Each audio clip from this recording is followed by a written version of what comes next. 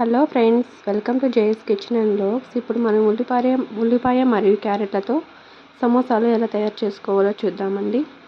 దీనికోసం ఉల్లిపాయలు మరియు క్యారెట్లను సన్నగా తరుక్కొని పక్కన ఉంచుకోవాలి. క్యారెట్ చాలా హెల్తీ ఫుడ్ కదండి. సమ్మర్ సీజన్లో చిన్నపిల్లలు హాలిడేస్లో ఇంట్లోనే ఉంటారు కాబట్టి వాళ్ళ కోసం మనము క్యారెట్ లాంటి హెల్తీ ఫుడ్తో స్నాక్స్ చేసి పెట్టాము. చాలా హెల్తీ కదా.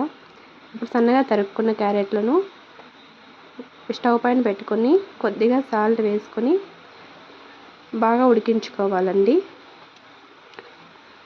ఈ క్యారెట్లు ఉడుకుతూ ఉంటాయి. మనము ఈ టైంలో ఒక గిన్నె తీసుకొని అందులోకి 2 కప్స్ ఆఫ్ గోధుమ పిండి యాడ్ చేసుకొని అందులో సరిపడా వాటర్ చిన్నగా వేసుకుంటూ కొద్దిగా వేసుకుంటూ మెత్తని డౌ లాగా కలుపుకోవాలండి.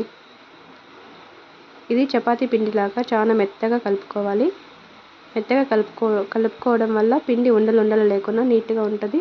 అలాగే సమోసా చాలా బాగా వస్తుందండి. ఇలా కలుపుకున్న పిండిని మెత్తని ఉండలాగా చేసుకొని అందులో పక్కన ఉంచుకోవాలి. ప్లేట్ పెట్టుకొని పక్కన ఉంచుకుంటే అది బాగా నానుతుందండి. నానడం వల్ల పిండి చాలా మెత్తబడుతుంది.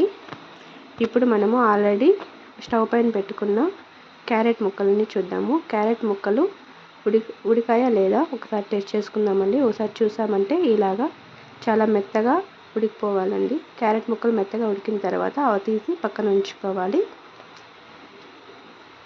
ఇప్పుడు మనము స్టవ్ పైన కడాయి పెట్టుకొని అందులో 2 టేబుల్ స్పూన్ ఆఫ్ ఆయిల్ వేసుకొని పోపు దినుసులు వేసి పోపు పెట్టుకోవడానికండి ఇది. అందులోకి కొద్దిగా జీలకర్ర వేసుకోవాలండి. జీలకర్ర అనేది కూడా హెల్తీ కదా. సమ్మర్లో ఎంత హెల్తీ ఫుడ్ తింటే అంత హెల్తీగా ఉంటామండి మనము.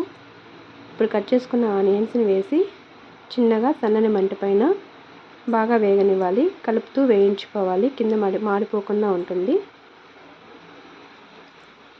ఇలా కలుపుతూ వేయించుకున్న ఆనియన్స్ కొద్దిగా రంగు మారిన తర్వాత 4 పచ్చిమిర్చీలని చిన్న ముక్కలుగా కట్ చేసుకొని అందులోకి వేసుకోవాలి.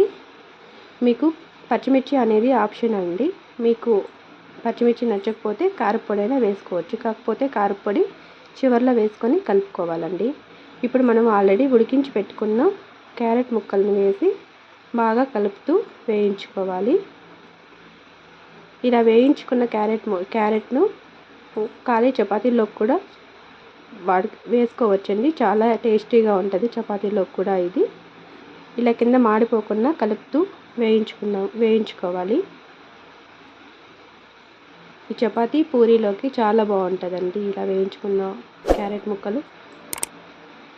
ఇప్పుడు పక్కన ఉంచుకున్న పిండి ముద్దను తీసి చిన్న ఉండలుగా చేసుకొని మనము చపాతీలాగా రుద్దుకోవాలండి. పిండి వేసి రుద్దుకుంటే బాగా వస్తుంది. నా ఛానల్ కనుక మీకు నచ్చినట్లయితే షేర్ చేయండి, సబ్స్క్రైబ్ చేయండి, లైక్ చేయండి ఫ్రెండ్స్. మీ లైక్ నాకు చాలా ఉపయోగపడుతుంది. మీలాంటి ఫ్రెండ్స్ చాలామంది నా ఛానల్ని చూడడానికి యూజ్ అవుతుంది. ఇప్పుడు చపాతీలాగా రుద్దుకున్న పిండిని ఒక షేపర్లోకి తీసుకొని అందులో ఆల్రెడీ మనం ఉడికించి పెట్టుకున్న క్యారెట్ ఫ్రైని తీసి అందులో వేసి షేప్ చేసుకోవాలండి. ఈ షేప్స్ అనేవి మీ ఇష్టం అండి. మీకు ఎలాంటి షేప్ ఇష్టమైతే అలాంటి షేప్ తీసుకొని వేసుకోవచ్చు. చిన్నపిల్లలకు చేసి పెడుతున్నాం కాబట్టి డిఫరెంట్ షేప్స్లో చేస్తే వాళ్ళు చాలా ఇష్టంగా తింటారు కదా ఫ్రెండ్స్. ఇప్పుడు అలా షేప్ చేసుకున్న సమోసాలను పక్కన ఉంచుకొని కడాయిలోకి డీప్ ఫ్రైకి సరిపడా ఆయిల్ వేసుకొని డీప్ ఫ్రై చేసుకోవాలండి. ఆయిల్ బాగా వేడైన తర్వాత పక్కన ఉంచుకున్న సమోసాలను తీసి వేసుకొని డీప్ ఫ్రై చేసుకోవాలి. ఇలా ఫ్రై చేసుకొని సర్వ్ చేసుకుంటే సమోసాలు రెడీ ఫ్రెండ్స్. చాలా ఈజీగా మనం ఇంట్లోనే ఈ విధంగా సమ్మర్ సీజన్లో పిల్లలకి ఈవినింగ్ స్నాక్స్ లాగా ఈ సమోసాలు చేసి పెట్టామంటే చిన్నపిల్లలు చాలా టేస్టీగా అండ్ ఇష్టంగా తింటారండి. ఇది హెల్తీ ఫుడ్ కూడా కదా. కాబట్టి ఒకసారి ట్రై చేయండి ఫ్రెండ్స్. ఎలా వచ్చాయో కామెంట్ చేయండి. అలాగే నా వీడియోని షేర్ చేయండి, సబ్స్క్రైబ్ చేయండి, లైక్ చేయండి. ఇలా డీప్ ఫ్రై చేసుకున్న సమోసాలను తీసి సర్వ్ చేసుకుంటే సమోసాలు రెడీ అండి.